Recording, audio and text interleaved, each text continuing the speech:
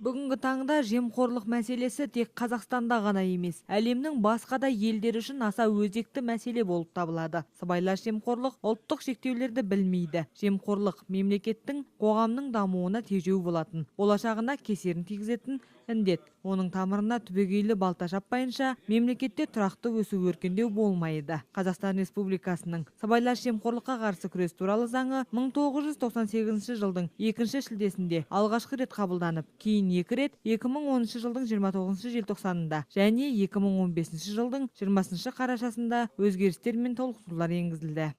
Партии Нур Отан прошло заседание. Бүгін жергілікті Нұр Отан партиясының ғимаратында ағымдағы жыл көші-қон қызметінде сыбайлас жемқорлыққа қарсы атқарылған істер талқыға түсті. Бізде тұрғындар арасында кедергісіз мемлекеттік қызмет көрсету үшін барлық жағдай жасалған. Сыбайлас жемқорлықтың алдын алу мақсатында күту залында арнайы бейнеролик халық назарына ұсынылған.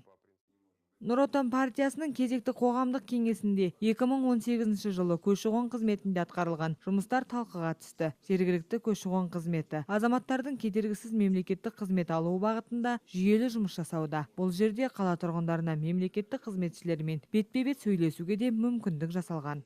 На сегодняшний день Бүгінгі таңда арнайы мониторинг жүргізетін бағдарлама бар. Осы арқылы біз көрсетілген мемлекеттік қызметтің санын біліп отырамыз және оның әрқайсысы уақытында тапсырылуын қадағалаймыз.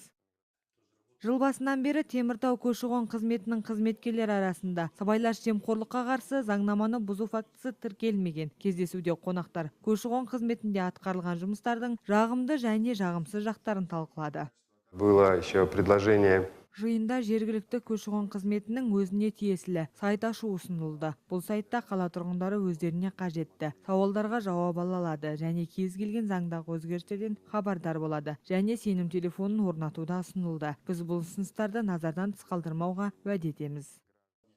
2018 жылдың 26 қаңтарында елбасы Нұрсұлтан Назарбаев Қазақстан халқына 4-ші өнеркәсіптік революция өрлеу мүмкіндіктер атты жолдауында жаңа технологияларды енгізу, ресурстық әлеуетті дамыту, ақылды технологиялар, агроөнеркәсіп кешенін дамыту, көлік логистика инфрақұрылымының тиімділігін арттыру сынды міндеттер қойды. Сонымен қатар, маңызды құжатта мемлекет басшысы адами капиталды дамыту, жемқорлықпен күрес және заңның үстемдігін қамтамасыз ету сынды міндеттерді жүзеге асыруға баса назар аудару қажеттігін мәлім етті.